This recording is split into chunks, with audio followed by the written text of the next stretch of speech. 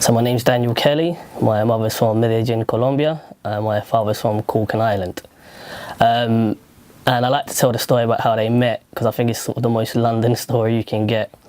So my mother was here on holiday. She was quite young at the time, I think early 20s. And she was visiting my auntie who had lived here for many years. And she made a life for herself, had a husband, had a house here. And that was based in Camden Town, North London. My father, he was from Irish parents. He was from South London, and he had a best friend who was actually married to a Colombian girl, well, I think engaged at the time. And I think my father had never experienced different cultures. Everything was quite Irish and quite a simple life, sort of go out to the pub with the boys and just 9 to 5 work, sleep. So his best friend said, why don't you come to this party with me? And it was my auntie's party. And I find it like it's quite beautiful that I still have a picture of the first time they met, and you can just see it was kind of like a love at first sight thing. So yeah, they literally met at a party and neither of them spoke each other's language. And yeah, they started dating and they used to carry dictionaries about. And so there's plenty of stories I can get into about either of the two parties not understanding each other and you know, it's not going too well. But they did, and they got married and had me. And I think growing up in London, you don't really realise, well, I didn't, growing up where I grew up in South East London, everyone was different. So I never really had that whole thing where I was like, oh, I'm quite different to anyone else. It was only when I got a bit older I started to notice that certain friends I had, they might have come from one country and that was it, or whatever the case was. And I mean, it's quite funny, I was on the way here, I was thinking, my best friend who I made in primary school, he's also mixed race and he's still my best friend to this day. And I don't know if back then maybe subconsciously we had felt we connected on some sort of way. But like I say, like growing up, you know, in my friendship group, we have all different races and religions, so it's never been that.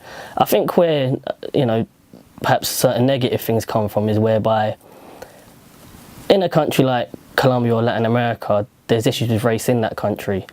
So, and it's not just Colombians, it's anyone really. I've had people that will hear my mix when I tell them, and they'll make assumptions, you know, whether it's negative, saying, oh, but like, you don't seem Colombian, or you don't seem Irish, and that's based on maybe the way I talk, the way I dress, the music I'm into, whatever it might be. And I think it's quite negative because like you can't tell someone what they are and what not. And even with family sometimes, they're quick to assume, oh, but he's white, he's English, that's that. And I think it's kind of like a positive discrimination thing. They think things are easy for you. And that's not the case. I think every mixed race person goes through their own struggle. I think definitely growing up there was definitely some sort of identity struggle.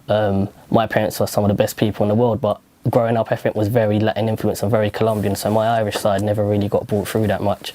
And it's only now at 27 of age I try and, you know, ask questions to my dad and, you know, try and look to go to Ireland and just read about that, you know, their story. And, you know, even Irish people, when they came to this country, they had a very big struggle. And it's about learning about that. And, well, for me anyway, being from two different parts of the world, it is about learning and gaining that knowledge and having an understanding of where you're from.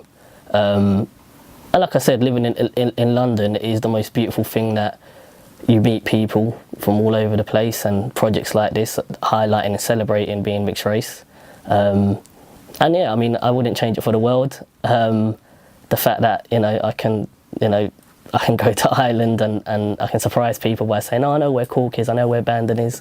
And the fact that I can, you know, walk into a Colombian restaurant and speak fluent Spanish and no one would just think I'm just Colombian.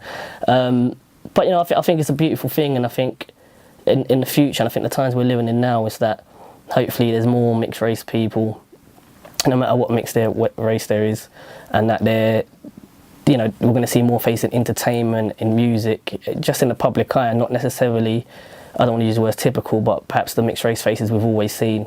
You know, hopefully we start seeing, you know, I don't know, the half Chinese, half, I don't know, Japanese, mixed with Scottish mixed, you know, just in the public eye. And there's definitely things out there I think just need to highlight. There's a lot of authors. I mean, growing up for me, when I was a bit confused, or not necessarily confused, but I didn't really feel I felt anywhere, like fitted anywhere, sorry.